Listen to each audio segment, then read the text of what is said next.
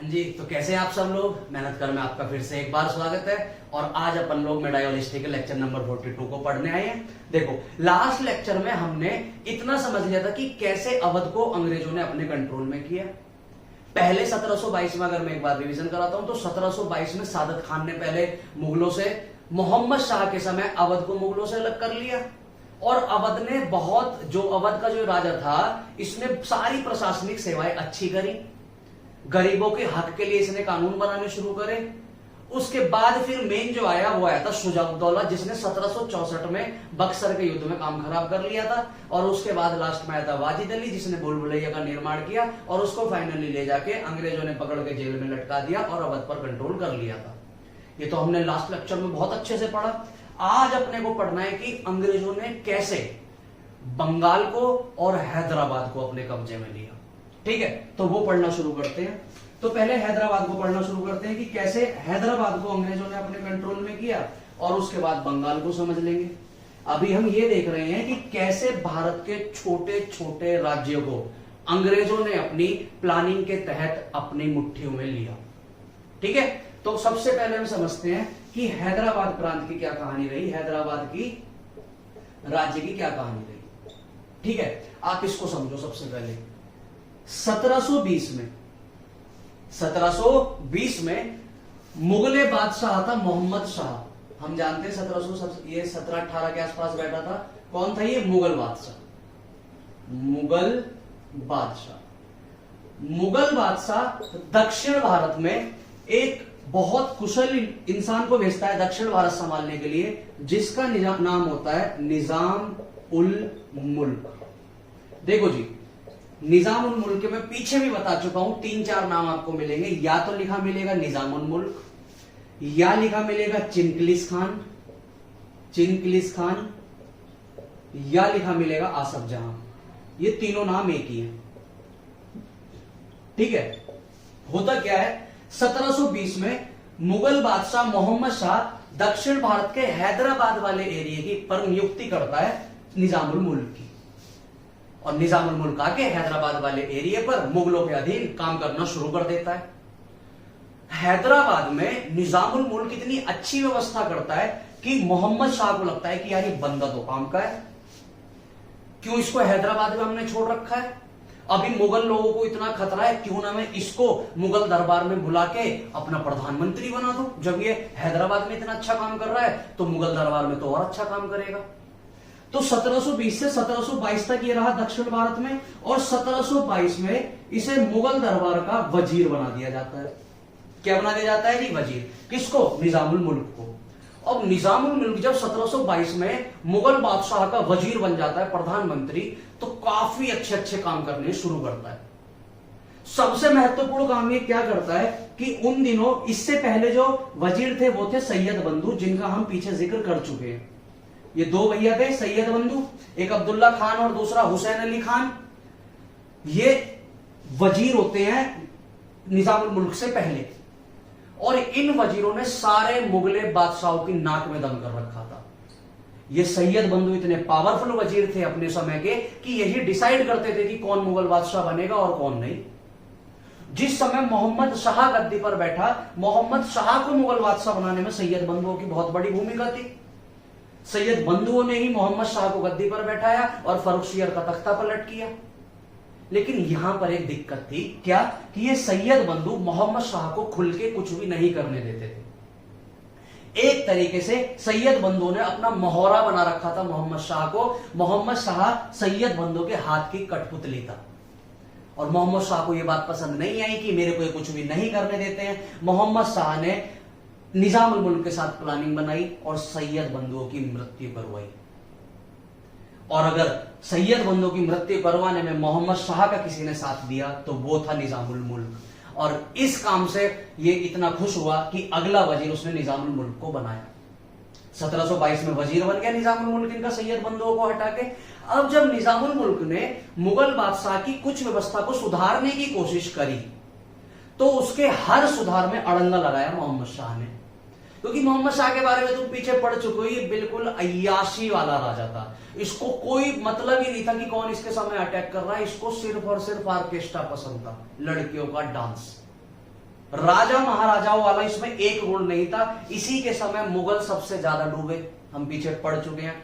होता क्या था, कुछ भी अगर अपने साम्राज्य को सुधारने के लिए निजामुल मुल्क कोई व्यवस्था बनाता था या कोई भी योजना बनाता था, उस पर आड़े हाथों अड़ंगा लगा दिया करता था मोहम्मद शाह की नहीं ऐसे नहीं होगा, ऐसे नहीं होगा। वजीर बोलता था इससे निजामुल मुल्क की, मोहम्मद शाह हमें यहाँ पे सुधार करने की जरूरत है, हमें अपने सैनिक सुधार करने पड़ेंगे, हमें अपने प्रशासनिक सुधार करने पड़ेंगे, वरना कल को हम पे कोई भी आके अटैक कर देगा। मोहम्मद शाह ने बोला कोई बात नहीं, अटैक वटैक होता रहेगा, ऑर्केस्ट्रा चलाओ बढ़िया करके, लड़कियों का डांस देखो, जाम पियो, मदिरा पियो, नाचो, मजे लो। जब निजामुल मुल्क ने बोला कि यार मेरे को इसने ओहदा तो दे रखा है वजीर का, लेकिन बात मेरी एक सुनता नहीं, तो अब निजामुल मुल्क ने एक प्रण लिया इसके जस्ट 2 साल बाद 1724 में कि मैं वजीर का पद छोड़ दूंगा। और 1724 में वजीर का पद छोड़ के ये दोबारा हैदराबाद आ जाता है। कहां जाता है? हैदराबाद। और हैदराबाद आके 1724 में सबसे पहले ये हैदराबाद की स्वतंत्रता की स्थापना करता है और मुगलों से बिल्कुल अपने आप को स्वतंत्र कर लेता है। ठीक है जी, तो समझे हैदराबाद को स्वतंत्रता दिलाने में कैसे कैसे निजामुल मुल्क ने काम किया।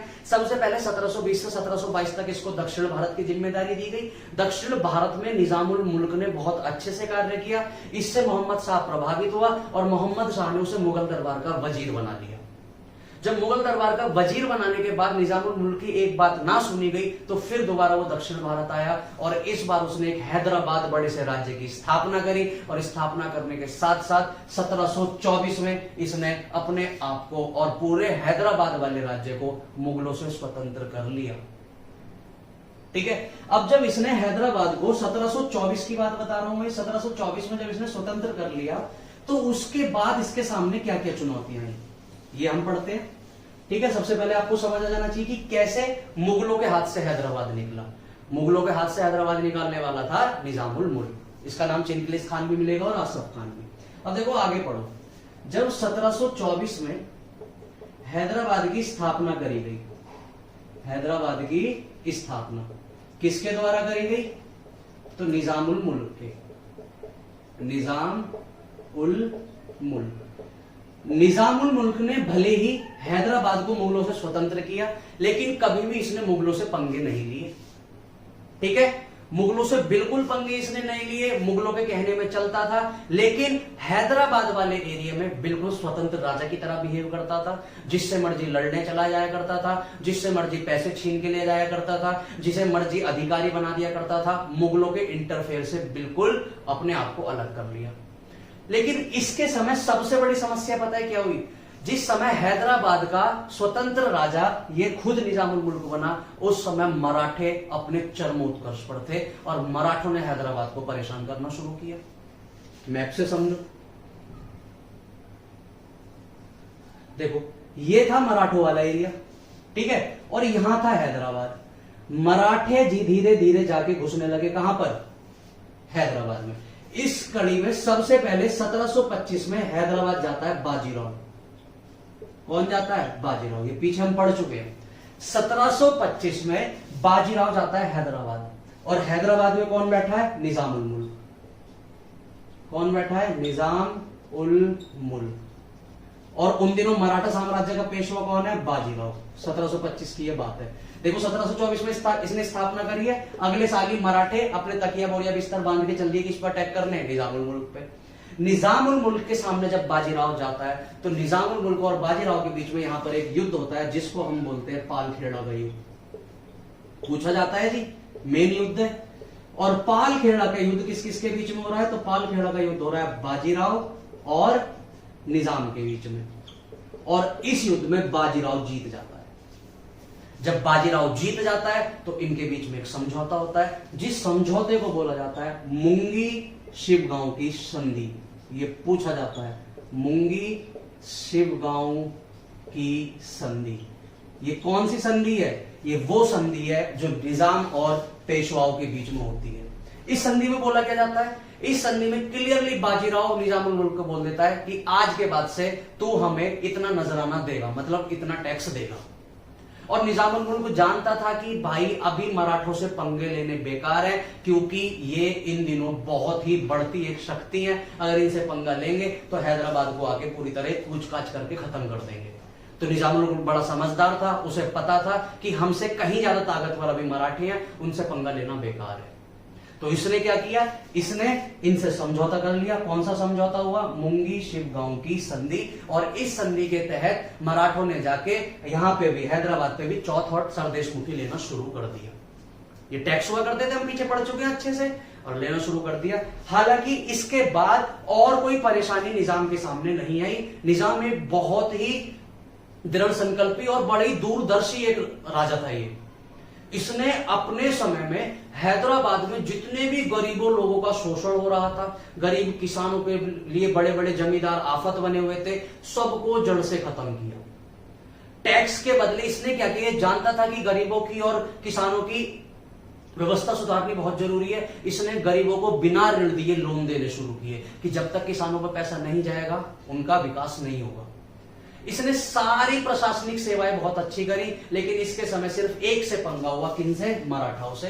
अंग्रेजों को इसने धूल चटा के रखी हैदराबाद में, लेकिन ये मराठाओं का कुछ बिगाड़ नहीं पाया। इसके सामने एक काम फिर गलत हुआ कि 1725 में ये, और देखो 1748 में अभी मृत्यु तो इसकी बाद में करेंगे। होता क्या है, बाजीराव के बाद अगला पेशवा कौन बना है, हम पढ़ चुके हैं, बालाजी बाजीराव। बालाजी बाजीराव, बालाजी बाजीराव दोबारा हैदराबाद पर अटैक करते हैं। कहां अटैक करते हैं? दोबारा हैदराबाद पर अटैक करते हैं। और इन दिनों फिर यहां पर निजाम बैठा था, और निजाम से इस बार फिर हैदराबाद पर अटैक करके जो पेशवा बालाजी बाजीराव होते हैं वो निजामों की बची कुछ संपत्ति को लेकर चले जाते हैं, और फिर बोलते हैं कि अब से तुझे और ज्यादा हमें टैक्स देना पड़ेगा। और निजाम जानता था भैया मराठों से पंगा लेना बेकार है, तुम्हें जितनी संपत्ति चाहिए ले लो, लेकिन बार बार यहाँ आक्रमण तो मत करो। तेरा पापा था बाजीराव, वो भी हमें पीट के चला गया, अब तू आया तू पीट के चला गया, कल को तेरा बेटा आएगा वो आके बोलेगा तो हम तो सारे पैसे तुम्हें ही देते रहेंगे, हम क्या करेंगे? बालाजी बाजीराव ने बोला चिल मारो निजाम जी, आज के बाद तुम तो कोई अटैक नहीं करेगा, तुम बस हमें टाइम से पैसे पहुंचाते रहो। निजाम ने बोला भैया हाथ जुड़वा ले कोहनी तक, हमसे तू पैसे लेता रहे, लेकिन आके हमें बार बार परेशान मत कर। ठीक है, लेकिन होता क्या है यहां पर, 1748 में निजामुल मुल्क की मृत्यु हो जाती है। कब? 1748 में। जैसे ही निजामुल मुल्क की मृत्यु होती है, हैदराबाद वाले पूरे एरिया में एक संघर्ष छिड़ जाता है कि अब गद्दी पर कौन बैठेगा। निजामुल मुल्क के समय किसी की इतनी हिम्मत नहीं थी हैदराबाद में कि आवाज कर दे, कोई निजामों का, इसका निजामुल मुल्क का कोई विरोध कर दे मराठाओं के अलावा। अंदर हैदराबाद के एरिया में किसी राजा की इतनी हिम्मत नहीं थी कि निजामुल मुल्क से कुछ बोल जाए। उसके बेटों की इतनी हिम्मत नहीं थी कि अपने बाप का विरोध कर दें। लेकिन जैसे ही 1748 में निजामुल मुल्क की मृत्यु हुई, उसके बाद हैदराबाद के अंदर कौतूहल मच गया, हल्ला मच गया कि मैं गद्दी पे बैठूंगा, मैं गद्दी पे बैठूंगा। उधर से कोई बोल रहा है, उधर से कोई, और आपसी मतभेद होने लगा। इस आपसी मतभेद का फायदा उठा लिया अंग्रेजों ने। कैसे उठाया उसको समझो, देखो इतना आप समझ गए, ठीक है। अब देखो, जब हैदराबाद में 1748 में निजामुल मुल्क की मृत्यु हुई, निजाम उल मुल्क की क्या होगी जी? मृत्यु। तो इसके बाद उत्तराधिकारी संघर्ष हुआ, उत्तराधिकार के लिए संघर्ष की अब गद्दी पर कौन बैठेगा। और इसमें बहुत सारे हैदराबाद के लोग आपस में लड़कट मर गए गद्दी के लिए। यह बात इस समय दक्षिण भारत में नीचे देख रहा था फ्रांस और इंग्लैंड, और इन दोनों की ही नजरें गड़ी हुई थी कि कौन हैदराबाद पर पहले जाके कब्जा करेगा। यहां पर बाजी मार लेता है फ्रांस। फ्रांस का उन दिनों एक बहुत ही तगड़ा गवर्नर था जिसका नाम था डुप्ले। डुप्ले जाता है हैदराबाद में, और हैदराबाद में डुप्ले अपनी पावर का इस्तेमाल करके हैदराबाद पर अपना मनचाहा राजा बिठा देता है। अब जब डुप्ले ने हैदराबाद में राजा को बैठाया तो राजा को बैठाने की कुछ ना कुछ रिश्वत लेगा। तो हैदराबाद में निजामुल मुल्क के किसी वंश के, निजामुल मुल्क का कोई बेटा होता है, उसको डुप्ले की मदद से गद्दी पर बैठाया जाता है। और डुप्ले बोलता है कि देखो जी, तुम्हें हमने गद्दी पर बैठाया है, अब उसके बदले हमें तोहफे दो। अच्छा, पहले के राजा महाराजा तोहफे दिया करते थे, दबा के गिफ्ट, तो डुप्ले से पूछा गया कि हाँ बताओ आपको क्या गिफ्ट चाहिए, तो डुप्ले ने बोला कि ऐसे मैं मांगता हुआ तो अच्छा नहीं लगूंगा, आपका जो मन आए वो दे दो। डुप्ले को 80 गांव हैदराबाद के गिफ्ट दे दिए गए। कितने गांव? 80 गांव। और लगभग पूरा दक्षिण भारत के एरिया पर, पौंडीचेरी वाले एरिया, हैदराबाद वाले एरिया पर किसका कब्जा हो गया? फ्रांस का। कहने के लिए शासक बैठा था निजामुल मुल्क का बेटा, लेकिन एक्चुअल में लगभग अब हैदराबाद को चला कौन रहे थे? फ्रांस। फ्रांस इन दिनों दक्षिण भारत में एक ऐसी शक्ति थी जो उभर रहे थे। ये बात अंग्रेजों को पसंद नहीं आई, इंग्लैंड को पसंद नहीं आई, क्योंकि इंग्लैंड नहीं चाहता था कि कोई भी हमारा प्रतिद्वंदी बने, कोई भी हमारा कॉम्पिटिटर बने। इसलिए उसने अब ठाना कि अब फ्रांस को निपटाया जाए। फ्रांस को निपटाने के लिए उसने क्या करा? 1760 की बात है। 1760 में फ्रांस और इंग्लैंड के बीच में एक युद्ध होता है, जिस युद्ध को बोला जाता है वॉन्डिवॉस का युद्ध। कौन सा युद्ध जी? वॉन्डिवॉस का युद्ध। ये देखो 1748 में मौत हुई है। 1748 से 12 साल तक फ्रांस ने कब्जा कर रखा है हैदराबाद पे, और फाइनली 1760 में एक वॉन्डिवॉस का युद्ध होता है। उस युद्ध में अंग्रेज फ्रांस को मार देते हैं और फ्रांस को बाहर भगा देते हैं। और फ्रांस ने जितने भी एरिया पर कब्जा कर रखा था, उस सारे एरिया पर कब्जा हो जाता है इंग्लैंड का। इसका मतलब हैदराबाद अब किसके हाथ में आ जाता है? इंग्लैंड। समझे कैसे हैदराबाद को इंग्लैंड ने जीता? सिंपल है बहुत। सबसे पहले निजामुल मुल्क ने उसको अलग किया। निजामुल मुल्क की मृत्यु के तुरंत बाद कोई भी इतना मजबूत राजा नहीं बन पाया जो सबको डरा के गद्दी पर बैठ सके। सब आपस में गद्दी पर बैठने के लिए लड़ने लगे। उस स्थिति का फायदा उठाया फ्रांस ने।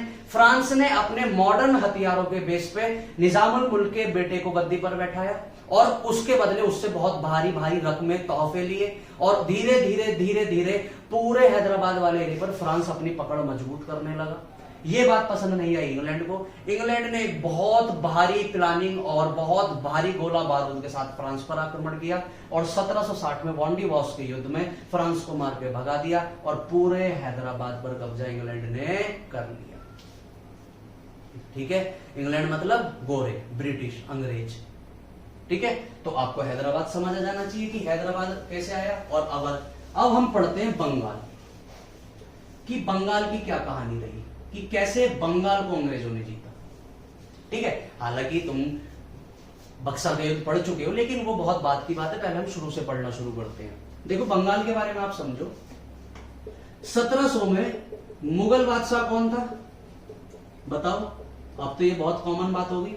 मुगल बादशाह था उस समय औरंगजेब, क्योंकि 1707 में मरा था ये। ठीक है, 1700 में औरंगजेब बंगाल में एक नया नवाब बनाता है जिसका नाम है मुर्शिद कुली खान। मुर्शिद कुली खान को बंगाल की जिम्मेदारी दी जाती है औरंगजेब के द्वारा। इससे पहले वो शाइस्ता खान को भेजता है, मीर जुमला को भेजता है, लेकिन 1700 में औरंगजेब बंगाल की जिम्मेदारी देता है मुर्शिद कुली खान को।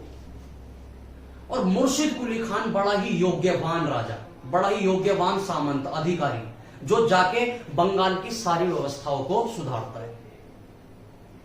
जब मुर्शिद कुली खान बंगाल जाता है ना, तो ये बंगाल जाके देखता है, भाई बंगाल में तो इतना पैसा है, इतना पैसा है, अगर कैसे भी करके मैं बंगाल का स्वतंत्र राजा बन जाऊं तो इस पूरे बंगाल के खजाने पर मेरा हक होगा।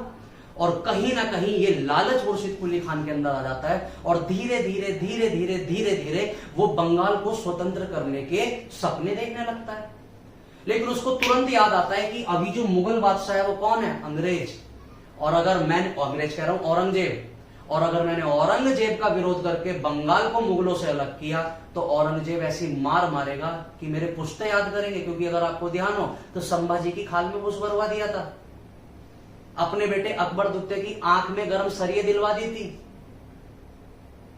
ठीक है, गुरु तेग बहादुर का सर कलम करवा दिया था, बहुत भयानक मौत मारा करता था औरंगजेब। तो औरंगजेब का विरोध तुम कर नहीं सकते थे। इसलिए जब तक औरंगजेब जिंदा रहा, मुर्शिद कुली खान बिना अपने हाथ पैर फेंके चुपचाप बंगाल पर जो काम दिया गया था उसको करता रहा।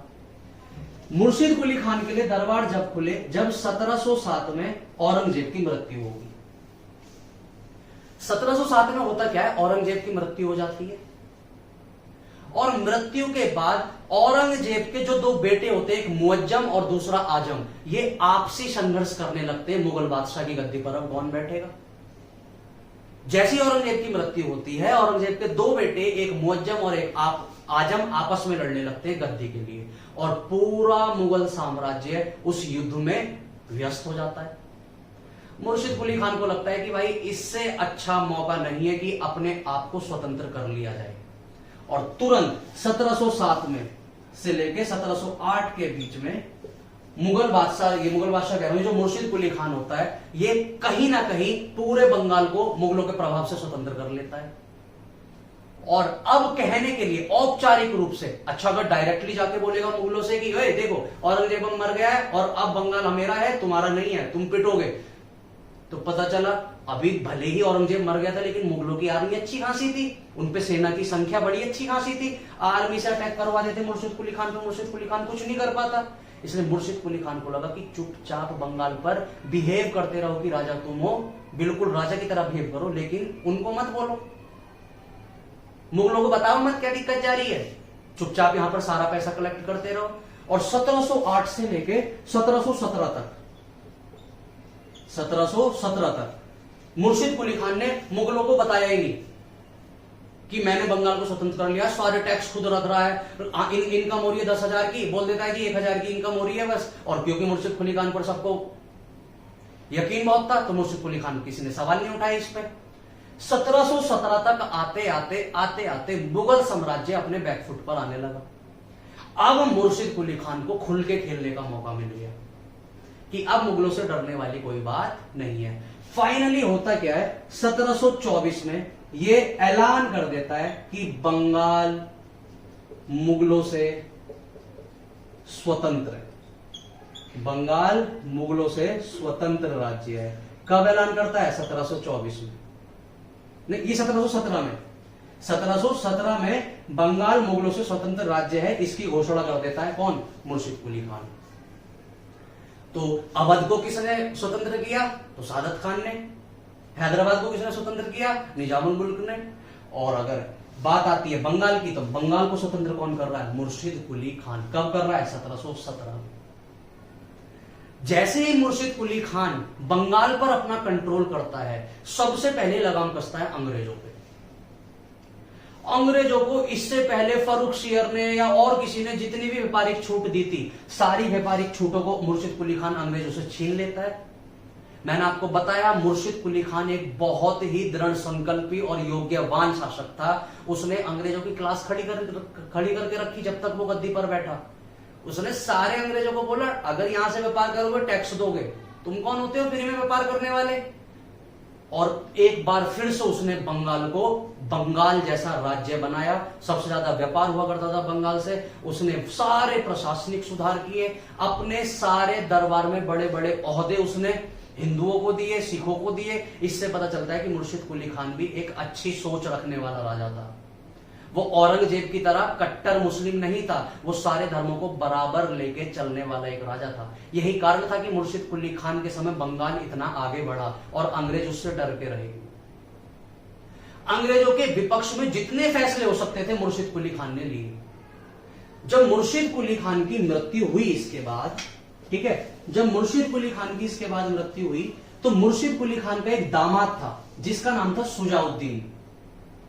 क्या नाम था? सुजाउद्दीन। अच्छा, सबसे पहले हमने कौन पढ़ा? मुर्शिद कुली खान। मुर्शिद कुली खान जो 1700 से बंगाल पर रहा और 1728 तक, 28 साल। इसके बाद जब 1728 में इसकी मृत्यु हुई तो गद्दी पर इसका दामाद बैठा सुजाउद्दीन।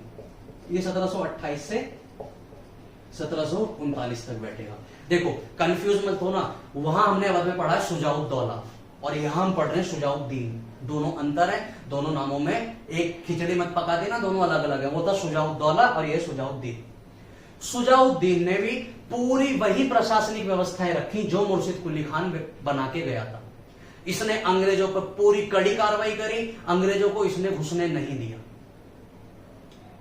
अपनी प्रशासनिक सेवाएं बड़ी अच्छी रखी, अपनी जनता को खुश रखा, लोन देने की व्यवस्था शुरू करी, बिना ऋण के जमींदार जो बड़े बड़े किसानों का अपहरण कर रहे थे उनको पकड़ पकड़ के मारा, भूमि व्यवस्था अच्छी करी, कर व्यवस्था अच्छी करी और बंगाल को दोबारा से चांद पर पहुंचाने का काम इन्होंने किया। जब उसके बाद सुजाउद्दीन के सामने कोई खास लड़ाई हुई नहीं। 1739 में जब इसकी मृत्यु हुई, इस बार जो बंगाल का शासक बना वो बना अलीवर्दी खान। अलीवर्दी खान, और ये 1739 से 1756 तक बंगाल की गद्दी पर नवाब बन के बैठा रहा। अगेन अलीवर्दी खान ने भी उन्हीं सारी चीजों को आगे बढ़ाया जिसका निर्माण सुजाउद्दीन और मुर्शिद कुली खान करके गए थे। और इसने भी देखा कि यदि अगर अंग्रेजों को छूट दी गई तो कैसे कैसे वो धीरे धीरे धीरे धीरे अपनी पकड़ बनाते हैं और फिर आके एकदम से अटैक करके पूरा राज्य छीन लेते हैं। इसलिए इसने भी अंग्रेजों के खिलाफ पूरी कड़ी कार्रवाई करी। अंग्रेजों को एक पैसे की इसने व्यापारिक छूट नहीं दी। उसने बोला टैक्स अगर व्यापार करोगे तो टैक्स दोगे और नहीं दोगे तो मार लगाऊंगा। और मुर्शिद कुली खान, सुजाउद्दीन, अलीवर्दी खान बहुत ही मजबूत राजा बने। सबसे अच्छी बात यह थी कि इन्होंने बंगाल की जनता के हित में शासन किया और जब जनता का सपोर्ट था तो राजा मजबूत था, अंग्रेज कुछ कर इनका नहीं पाए। इन्होंने गलती कहां करी, सबसे मेन बात आती है कि इन्होंने गलती कहां पर करी, ये हमें पता होना चाहिए। इन्होंने जो गलती करी, सबसे मेन गलती इन्होंने ये कर दी कि इनको क्या लगता था कि अंग्रेज एक कंपनी मात्र है। अंग्रेज एक क्या है, सिर्फ कंपनी मात्र ही तो है कि अंग्रेज ने आके यहां पर अपने कारखाने लगाए हैं। मुर्शिद कुली खान को लगता था कि अंग्रेजों में इतनी पावर थोड़ी ना जाएगी कि वो आके बंगाल पे कंट्रोल कर लेंगे। उन्होंने तो सिर्फ एक बंगाल में आके कंपनी बनाई है। आप इमेजिन कीजिए कि आपके गाजियाबाद में या आपके पूरे भारत में एक कंपनी आती है। आप इमेजिन करेंगे कि आने वाले समय में वो कंपनी ही पूरे भारत पर राज कर लेगी। जस्ट इमेजिन, आज हमारे अंबानी साहब एक जियो की बहुत बड़ा प्लांट लगाए अमेरिका में और उस कंपनी के बेस पे धीरे धीरे अमेरिका पे कंट्रोल कर लेंगे। It's not possible. मुर्शिद कुली खान को लगता था कि अंग्रेज एक कंपनी के बेस पे पूरे भारत पे कंट्रोल थोड़ी ना कर लेंगे। ये सबसे बड़ी उसकी गलती रही कि उसने अपनी सैन्य व्यवस्था का, किसका जी, सैनिक प्रशासन पे ध्यान नहीं दिया। सैनिक प्रशासन पर बिल्कुल भी ध्यान नहीं दिया। अगर वो थोड़ी सी अपनी आर्मी पर ध्यान देके इन अंग्रेजों को तभी मार लगा देता तो कभी बंगाल अंग्रेज जीत ही नहीं पाते। लेकिन मुर्शिद कुली खान का भी सोचना कहीं ना कहीं ठीक रहा होगा कि सिर्फ एक कंपनी हम पे आके कब्जा कैसे कर लेगी। मुर्शिद कुली खान इस बात को नहीं सोच पाया कि कल को आने वाले जो तेरे उत्तरदायी होंगे वो तेरी बराबर योग्यवान नहीं होंगे। वो आपस में लड़ेंगे और अंग्रेज उस आपसी मतभेद का फायदा उठाकर फूट डालेंगे और फूट डालने के बाद उनकी सिंपल नीति थी, फूट डालो राज करो। मुर्शिद कुली खान ने अपनी सैनिक प्रशासन पर बिल्कुल ध्यान नहीं दिया। आप इस बात से इस चीज को समझ सकते हैं कि उसके पास मात्र 2000 घुड़सवार थे बस, और 6000 की पैदल सेना थी बस। पैदल सेना, एक छोटे से छोटे राजा भी इससे ज्यादा बड़ी आर्मी रखते थे अपने पास। मुगलों की आर्मी लाखों की थी, आज भारत की आर्मी 18 लाख के आसपास की है। लेकिन बंगाल में जो सेना थी पूरी, उसकी कुल संख्या 2000 कुल घुड़सवार थे, 6000 पैदल सैनिक थे। अगर मुर्शिद कुली खान या सुजाउद्दीन या अलीवर्दी खान अपने सैनिक प्रशासन को सुधारने के बाद अगर अंग्रेजों को मारते तो बंगाल पर अंग्रेज कभी आंख उठा के भी नहीं देखते। लेकिन इनको सिर्फ ये लगता रहा कि अंग्रेजों की इतनी औकात थोड़ी नहीं है कि वो एक कंपनी के बेस पर हम पर राज कर लेंगे, इसलिए इन्होंने अंग्रेजों पर कड़ी कार्रवाई नहीं करी। हाँ, उनको टैक्स पे छूट नहीं देते थे लेकिन बाकी काम में उन पर कड़ी कार्रवाई नहीं करते थे। यहीं पर अगर अंग्रेजों में 5-7 लात लग जाती तो अंग्रेज उठा के मुंह नहीं देखते। ठीक है, होता क्या है, अलीवर्दी खान के बाद इसका पोता गद्दी पर बैठता है जिसका नाम होता है सिराजुद्दौला। क्या नाम होता है जी, सिराजुद्दौला। सिराजुद्दौला गद्दी पर बैठता है 1756 में। जैसे ही सिराजुद्दौला गद्दी पर बैठता है, ये बड़ा अल्पायु होता है, छोटा होता है, शॉर्ट टेम्पर्ड होता है। एज इसकी कम होती है और कम एज के राजा आप जानते हैं उनकी जो हार्मोन्स लेवल होते हैं, जो मेच्योरिटी होती है वो कम होती है।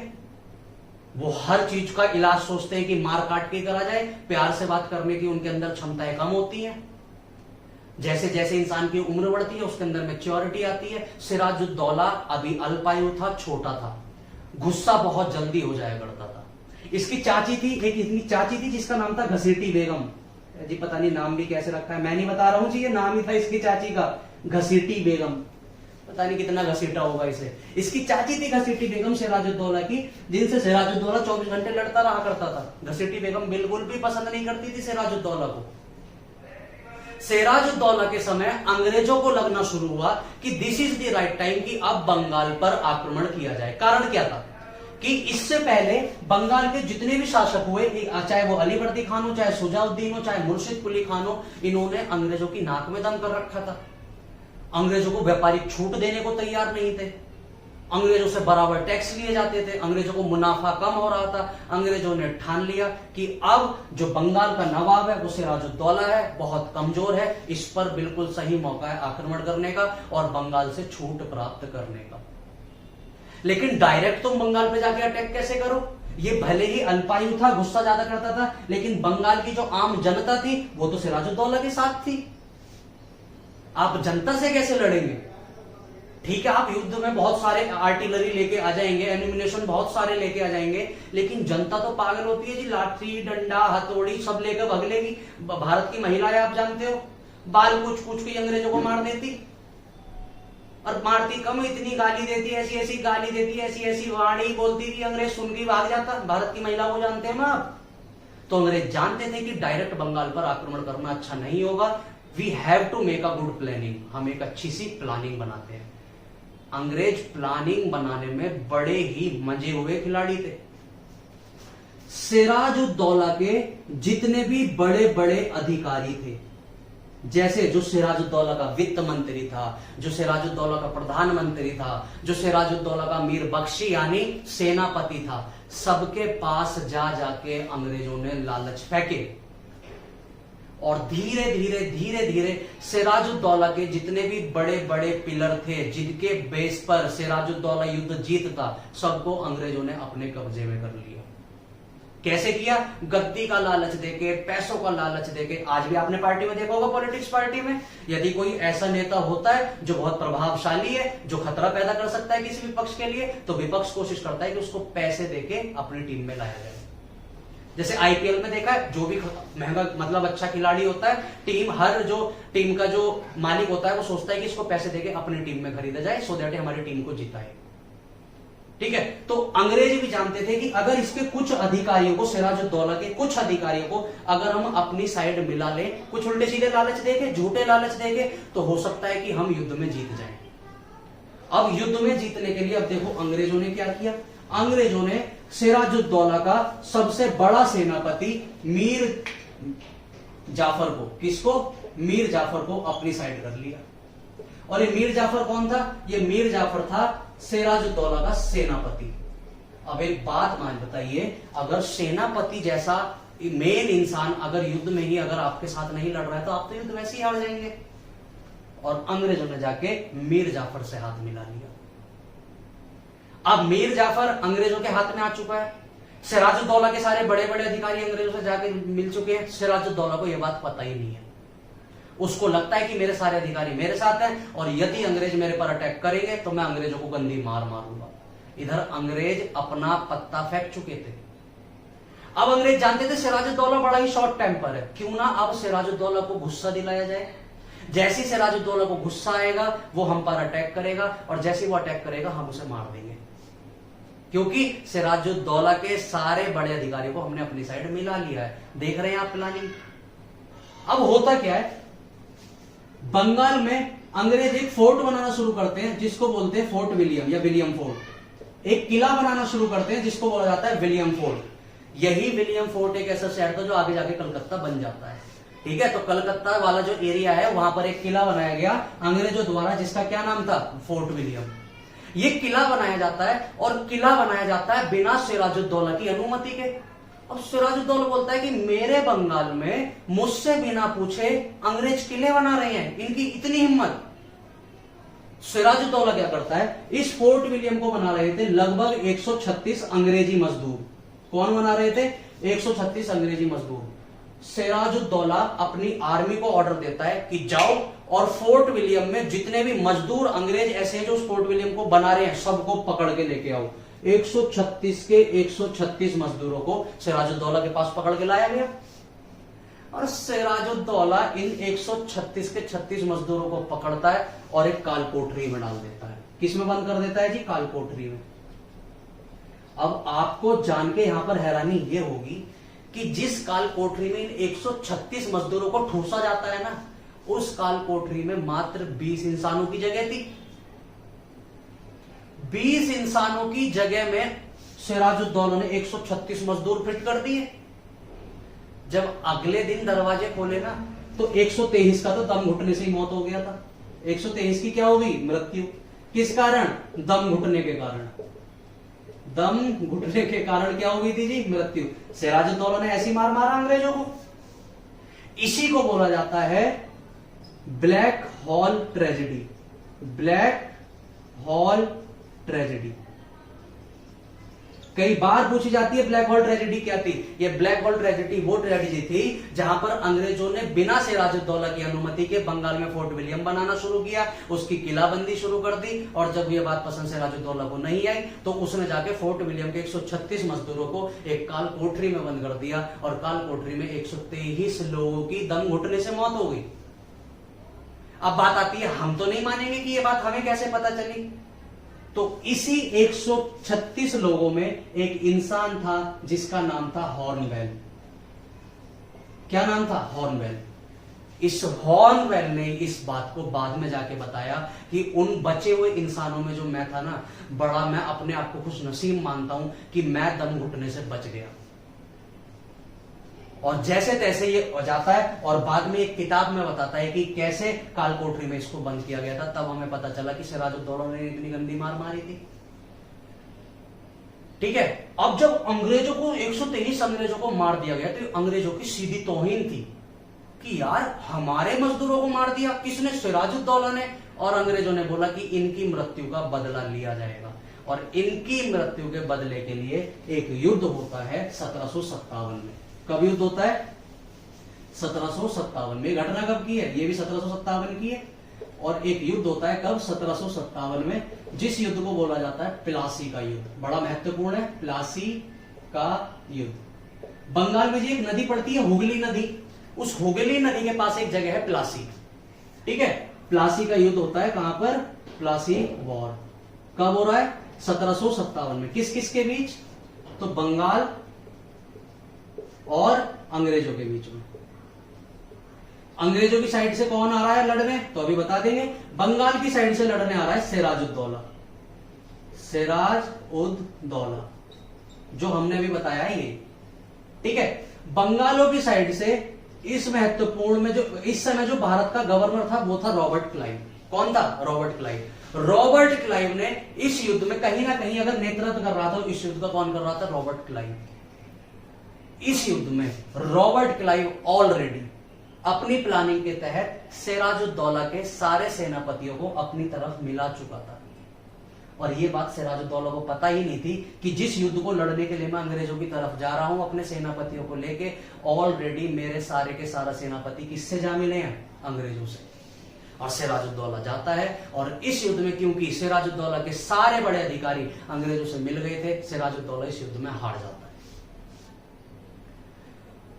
और अंग्रेजों ने शर्त लगा रखी थी कि जो मीर सिराजुद्दौला है, सिराजुद्दौला को हराने में सबसे महत्वपूर्ण भूमिका किसने करवाई थी? मीर जाफर। हम बोलते हैं कि अंग्रेजों ने हम पे राज किया। एक्चुअली अंग्रेजों ने हम पे राज नहीं किया, हमने राज करवाया है उन पे। हम गद्दियों के लालच में, इतने ताकत के लालच में आपसी संघर्ष इतने करते रहे कि हमने अपने आप को सर्वशक्तिमान घोषित करने के लिए दूसरों का सहारा लिया, और जिनका सहारा लिया वो हमें मोहरे की तरह इस्तेमाल कर रहे थे। देखो ना, मीर जाफर ने सिराजुद्दौला का साथ क्यों छोड़ा?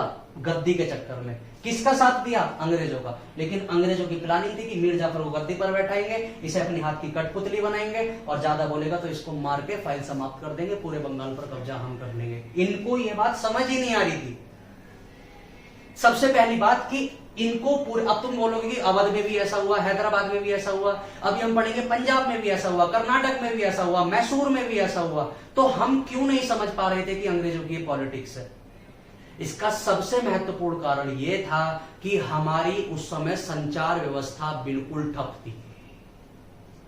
जो हमारी कम्युनिकेशंस जो था वो बिल्कुल था ही नहीं, हमें पता ही नहीं था कि हमारे आसपास चल क्या रहा है। आज तो सोशल मीडिया है, न्यूज़पेपर है, सो बहुत सारी थिंग्स है जिनसे हमें पता चल जाता है कि हमारे आसपास क्या चल रहा है। उस समय ऐसा कुछ भी जानकारी का सोर्स था ही नहीं जिससे हमें पता चल सके कि आपस में चल क्या रहा है। वरना अगर थोड़ी सी भी ये दिमाग लगाते, ये देखते कि ये अंग्रेज कैसे साउथ अफ्रीका में कर रहे हैं, कैसे अमेरिका, कैसे जगह जगह इन्होंने बवाल मचा रखा है, तो हो सकता है कि हम इन अंग्रेजों का सहारा ना लेते। लेकिन क्योंकि हमारी संचार व्यवस्था बिल्कुल ठप थी, इसलिए हम अंग्रेजों को नहीं समझ पाए।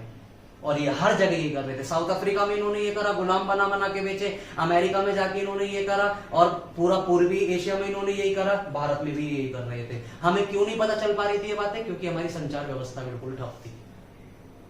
मीर जाफर को गद्दी पर बैठाया गया सिराजुद्दौला के बाद, और मीर जाफर को क्योंकि गद्दी पर बैठाने में अंग्रेजों का बहुत बड़ा हाथ था, इसलिए अंग्रेजों ने मीर जाफर को गद्दी पर बैठाने के बाद मीर जाफर से कुछ समझौते किए।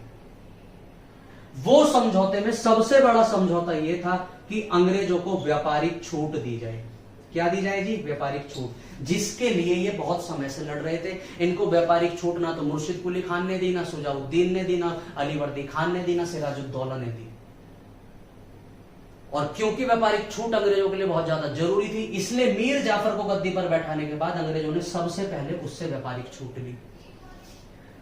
और मीर जाफर ने गद्दी पे बैठने के बाद रॉबर्ट क्लाइव को 10 लाख रुपए दे रहा है इनाम के, दूसरे अधिकारियों को 20 लाख रुपए दे रहा है, सारी आर्मी को 1 करोड़ करोड़ 70 लाख रुपए इसने दान करे अंग्रेजों को। अब तो इतना पैसा दान करेगा तो क्या तेरे राज्य का पैसा घट नहीं जाएगा?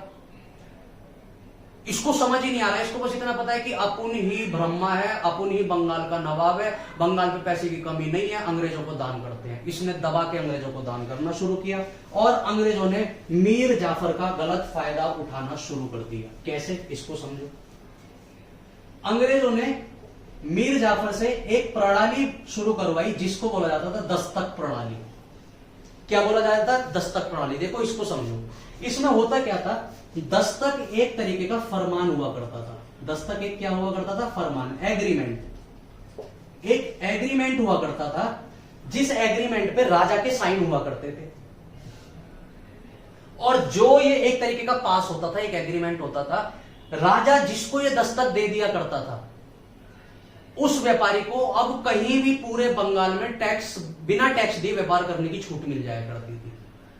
जैसे एक पास है, अगर मैंने आपको दे दिया, अब आप पूरे बंगाल में कहीं भी जाके कुछ भी व्यापार कर सकते हैं, कोई भी आपसे टैक्स नहीं लेगा। अंग्रेजों ने मीर जाफर से दस्तक लेने शुरू कर दिए, और मीर जाफर को बोला कि जितने दस्तक हम मांगेंगे तुझे देने पड़ेगा। और मीर जाफर की मजबूरी थी, क्योंकि मीर जाफर को गद्दी पर बैठाया ही अंग्रेजों ने था।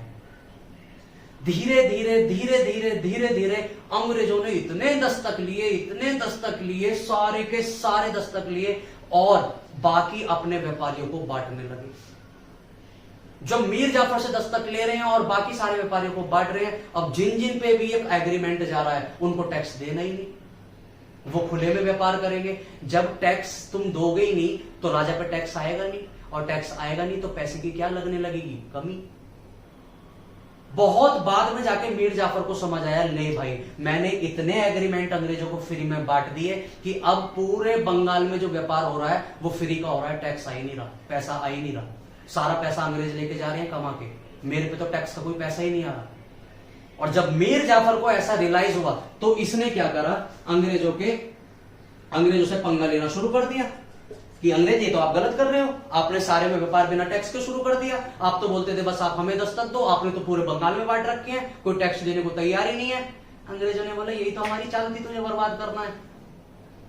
और जब मीर जाफर को समझ आया कि यार अंग्रेजों के चक्कर में गंदा फंस गया, तो मीर जाफर ने गलत गलत फैसले लेने शुरू किए। गलत नहीं, वो फैसले अच्छे थे, लेकिन अंग्रेजों के विपक्ष में थे। तो अंग्रेजों ने मीर जाफर को गद्दी से हटाया और गद्दी पर बैठा दिया मीर कासिम को। किसको बैठा दिया? मीर कासिम। आप देखो, अंग्रेज डिसाइड कर रहे हैं कि गद्दी पर कौन बैठेगा। कारण क्या था कि ये मीर जाफर अगर गद्दी के लालच में अंग्रेजों का साथ ना देता, सिराजुद्दौला की साइड से लड़ता, तो औरंगजेब, ये अंग्रेज कभी भी 1757 को प्लासी का युद्ध नहीं जीतते, और युद्ध जीतते नहीं तो बंगाल का इतिहास बदलता ही नहीं। लेकिन आज के समय में हम आज से 200 साल पहले की गलतियां निकाल सकते हैं, क्योंकि हम पे समय है। उस समय क्या कंडीशंस रही होंगी वो उनसे बेटर कोई नहीं जानता। ठीक है, अब होता क्या है, मीर कासिम ये सारी चीजें देख रहा था जो मीर जाफर के साथ खत्म चल रही थी। मीर कासिम को जैसे ही गद्दी पर बैठाया गया, सबसे पहले उसने दस्तक प्रणाली को खत्म कर दिया। अंग्रेज कह रहे अरे यार, मीर कासिम को तो हमने ये सोच के गद्दी पर बैठाया था कि हमारी सहायता करेगा, लेकिन इसने तो दस्तक प्रणाली खत्म कर दी। अब जो अंग्रेजों को पहले छूट मिली थी मीर जाफर के समय फ्री का व्यापार करने की, वो सारी छूट वापस ले ली मीर कासिम ने। अब अंग्रेजों को फिर दोबारा से टैक्स देना पड़ना शुरू होने लगा। और मीर कासिम जानता था कि अगर मैं बंगाल में रहूंगा तो अंग्रेज मुझे जब मर्जी तब गद्दी पे से हटा देंगे और अपना मनचाहा शासक बिठा देंगे। इसलिए यहां पर मीर कासिम ने एक बहुत अच्छी बात करी कि इस समय इनकी जो राजधानी थी वो थी बंगाल का मुर्शिदाबाद। क्या राजधानी थी इतनी? बंगाल का मुर्शिदाबाद। मीर कासिम अपनी राजधानी बंगाल के मुर्शिदाबाद से शिफ्ट करता है और बिहार के मुंगेर लेके चला जाता है। कहां लेके चला जाता है? बिहार के मुंगेर। और मुंगेर में अंग्रेजों का बिल्कुल दबदबा था ही नहीं। यहां पर मीर जाफर सुरक्षित था। अगर वो बंगाल में रहकर दस्तक प्रणाली खत्म करता तो अंग्रेज उसे मारते, क्योंकि बंगाल पर कंट्रोल अंग्रेजों का था, बिहार में था ही नहीं। इसलिए मीर कासिम सबसे बढ़िया काम करता है कि अपनी राजधानी बिहार के मुंगेर में लेके चला जाता है। और तो और मुंगेर जाके मुंगेर में गोला बारूद के कारखाने बनाता है। किसके? गोला बारूद के कारखाने बनाने शुरू कर देता है। अंग्रेज कहते हैं ले भैया, ससुरे ने दस्तक प्रणाली भी खत्म कर दी, राजधानी लेकर भाग गया बिहार, और बिहार में गोला बारूद बना रहा है, कल को हम पे गोला बारूद फेंक के मारेगा, दिक्कत हो जाएगी। इसलिए अंग्रेज फिर जैसे तैसे प्लानिंग बनाते हैं और फिर दोबारा मीर कासिम को बंगाल की गद्दी से हटा देते हैं। क्यों हटा देते हैं? क्योंकि मीर कासिम सारे वो काम कर रहा था जो अंग्रेजों के फेवर में नहीं जा रहे थे। और मीर जाफर को फिर दोबारा बुलाया जाता है कि मीर जाफर देख, पिछली बार जब हमने तुझे गद्दी पर बैठाया था तो उल्टे सीधे काम करने लगा था, इस बार हम तुझे फिर गद्दी पर बैठा रहे हैं, लेकिन इस बार तू हमारे हाथों की कठपुतली बन के रहेगा। मीर जाफर ने बोला यस सर, आप गद्दी पर बैठाओ बस। मीर जाफर इतना टुच्चा इंसान था कि पैसे के लिए फिर दोबारा बिक गया। उसे पहली बार में अकल नहीं आई कि अंग्रेजों ने उसका कैसे इस्तेमाल किया था। फिर दोबारा मीर कासिम को हटा के एक बार फिर गद्दी पर बैठा दिया गया मीर जाफर को। और मीर जाफर ने इस बार भरपूर अंग्रेजों का साथ दिया और बंगाल को डुबाया। हम यहां पे पढ़ चुके हैं पीछे कि जब मीर कासिम को अंग्रेजों ने धक्का देके गद्दी पे से उतारा तो ये बात मीर कासिम के दिल पे लग गई थी, और इसका सबक सिखाने के लिए वो गया अवध में सुजाउद्दौला के पास और फिर गया शाह आलम के पास, और 1764 में एक युद्ध हुआ जिसको बोला गया बक्सर का युद्ध। बक्सर के युद्ध में त्रिगुट सेना थी, हम पीछे पढ़ चुके हैं, उसमें अंग्रेज हारे, और अंग्रेज ने इस युद्ध को जीतने के बाद पूरे बंगाल, बिहार और उड़ीसा की दीवानी अपने हाथ में ले ली थी। हम लास्ट क्लास में पढ़ चुके हैं, पहले भी पढ़ चुके हैं। और फाइनली करते करते करते करते मीर जाफर गद्दी पर बैठा। ठीक है, मीर जाफर के बाद आखिरी राजा बंगाल का गद्दी पर बैठाया अंग्रेजों ने मुबारक शाह।